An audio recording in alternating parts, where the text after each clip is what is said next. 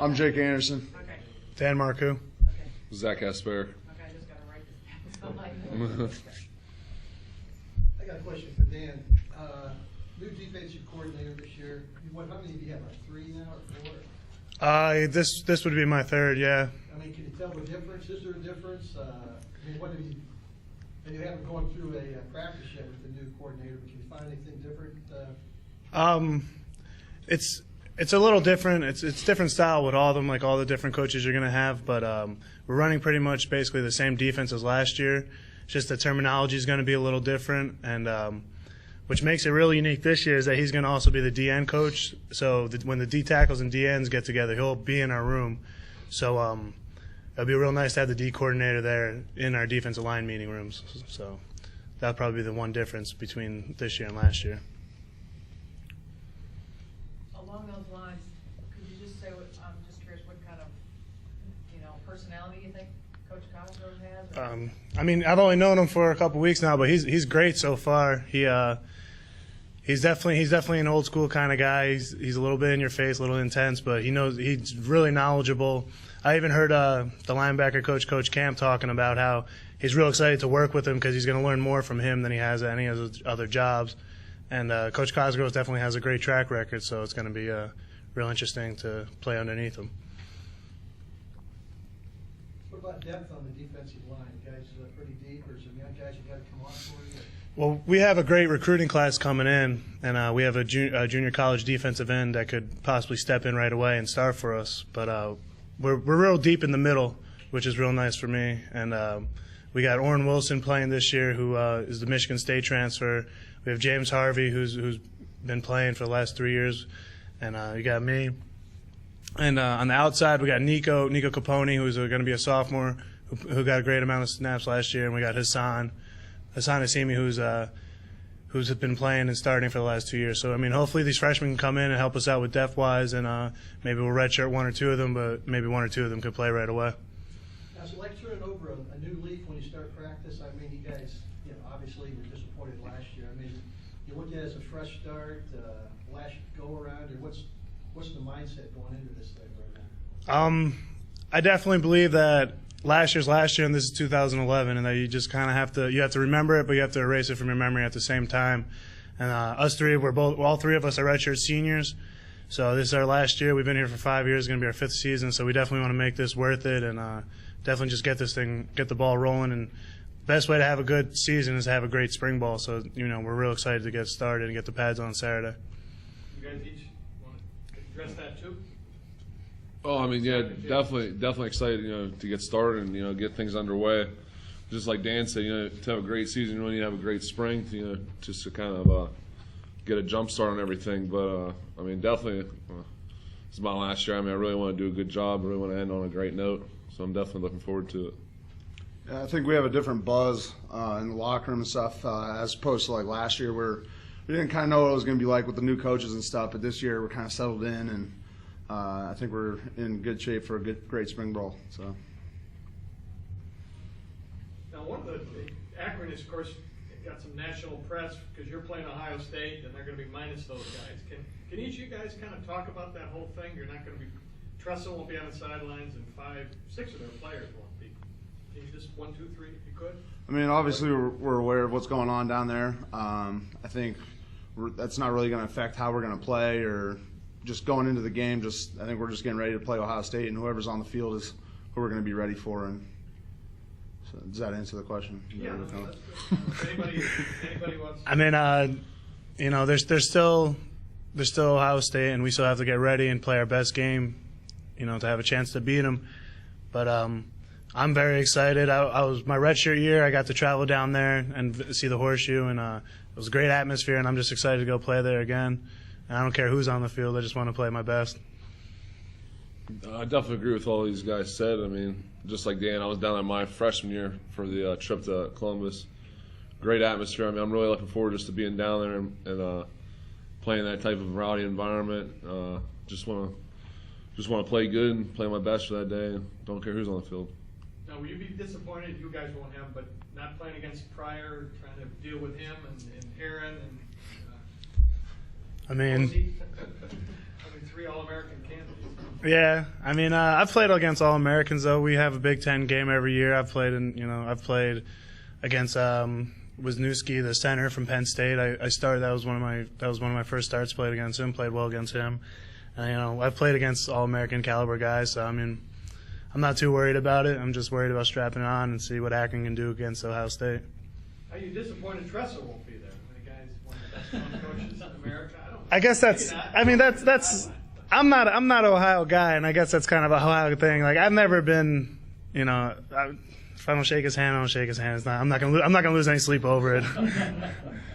I could kind of understand the in-staters would want to go shake his hand, but that's not my thing. Anybody else not seeing Tressel? Maybe not. I mean, I think Ohio State will still be Ohio State. They'll still, come prepared, and whether he's on the sideline or not. So. What do you guys hope to get out of all of these practices? Just being familiar with your teammates, seeing the kind of offense and defense implemented. Anything else? It gives you a good base going into camp, where we can kind of make our mistakes now, and then in camp kind of work on perfecting things, and so that we're not making mistakes in camp. Where you got the base knowledge in during spring ball, and also it's a good time in the locker room and stuff to get to know some of the guys like the junior college transfers who haven't been here. We're spending more time with them and more time with the coaches. So, I'm absolutely. I mean, last year, at this time last year, we were just learning the plays, and then came fall camp, we were just kind of fine tuning them. But we've been in the system now for a full year, so I'm ready to see everyone see what they can do at their best and perfect the playbook and just really compete. I really want to see the offense and defense compete. I really want to see what all the new junior college guys can do. I'm excited about a couple guys, Vinny Rizzo and Clayton Moore and Marvin Stanton. I'm really excited to see what those guys can do and see what they can do with pads on. Definitely, I think a big thing is just competing right now. That'll bring out people's best game. You'll really be able to see how people can perform then and see what they can do under pressure. And also just kind of getting the young guys acclimated right now and, put them in that locker room environment while they're actually all playing and not just in a redshirt year. So, I'm definitely looking forward to the spring and, seeing good things. Zac, you have some experience on the line, but also some young guys. Is this going to be a way to try to mold all 5 or 6 pieces of the line together? Oh, definitely. I think, just getting everyone together now and going through spring together, keeping everyone healthy is a big deal. Just sticking together, getting the calls down, getting different fronts in line, just seeing everything together and just putting the pieces together will really help us out in the spring. Has there been kind of a theme to this spring or this coming season or anything? What was the question? Has there been any kind of theme or anything about that the coaches are emphasizing? We've been using the win today theme, where we want to win on the field and win in the classroom, just everything. We just want to be winners. So. That's what it comes down to, I guess. For the offensive guys, how much you've dug into the playbook? Does it pretty much look like last year? Are there going to be any adjustments or changes, or what do you see? Well, today will be the first installation day for spring ball, so I think it's going to be the same things from last year. I'm pretty sure we're probably not going to get anything too complicated today. Probably won't put in the trick plays and stuff for today. So. No, I definitely, like Jake said, today's just day one install, so I think it'll be a lot of things from last year to kind of building off that, and as we go further into spring, we'll go into more complex stuff and kind of just get into the meat of the playbook then. You guys kind of taking on the leadership role. We talked to Coach Ionell last press conference. We asked him, you lose seniors, you lose some leadership. He said, well, I'm seeing some guys that I think can step up. Are you guys taking on that role to step up and be the new leaders on this team? Or? Yeah, absolutely. I feel like it's our time. I feel like it should be by the book. It should be a senior captain, and I've been waiting 4 or 5 years for this opportunity to lead this team, and I'm real excited. Definitely been making sure in the weight rooms and getting on the field when we have open field, getting O-line, D-line work, and it's definitely. I feel like us three definitely have been leading for so far this spring. Jake and Zac, have you seen Clayton Moore? Have you dealt with him at all? Yeah, he's my roommate actually. So yeah, He's a great guy. I've watched. Does that mean you're Tonto or what? I'm Tonto. Who's Tonto? You're too young. Yeah, I don't know. That one's over my head. I don't know who Tonto is, but The Lone I Ranger guess. on TV, the actor's name was Clayton. Oh, all right, yeah. Well, I call him Hillbilly because he's from Mississippi, so I guess that fits. We'll call him Tonto now. Yeah, no, he's a great guy. I've seen him throwing with the wide receivers on the field. He's been out there working hard. He's looked good, so I think it'll be a good competition between him and Pat. So. Have you seen him much?